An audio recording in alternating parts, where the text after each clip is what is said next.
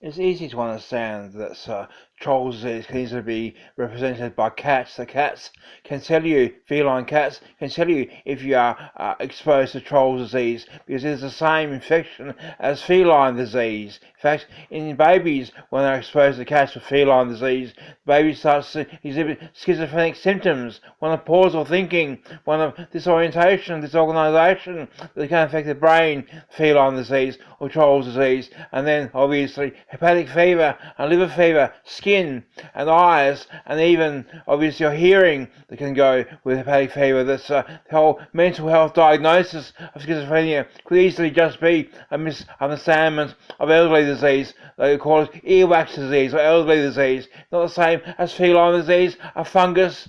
Obviously, the cats have. Cats don't usually carry viruses that much as HIV. Although, if you do have a cat, test the cat for the particular feline disease. It is detectable, and then you can see who has been playing with, who has bitten. Obviously, then you can see if it is angry, because feline disease makes cats angry, not understanding.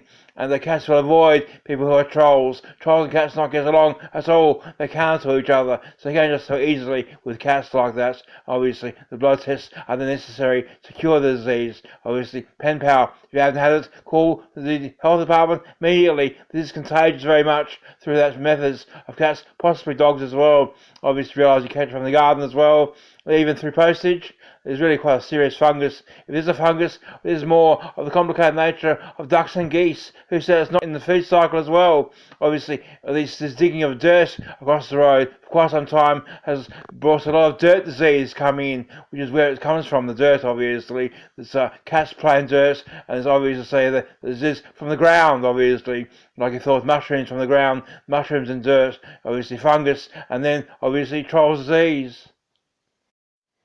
You refer genetics to that sort of fish and bears, then quite obviously nurturing your children by chewing food for them because they don't know how to eat fish. Obviously, mother fed us fish, obviously as a child, obviously. The fish came with genetics, and that's of the saliva of that. Realise the family of your parents, a family that decides that. They give you in the family. That's up until dentistry as well. That's all that saliva lives in your gums, and then that gets exposed to the school through a dental unit. Obviously, everybody has common dentistry cleans and checkups, obviously, and then obviously you can see the madness. Whoever had the madness gives to everybody the same.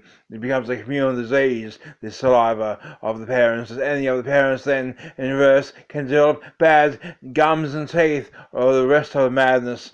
The trolls can be women or men, as known, bacteria of the same, the soil, ground, and mushrooms, and realise schizophrenia and bipolar are one of the mental conditions the same. So in this way, obviously, realise down to antibiotics, obviously, in the treatment of that.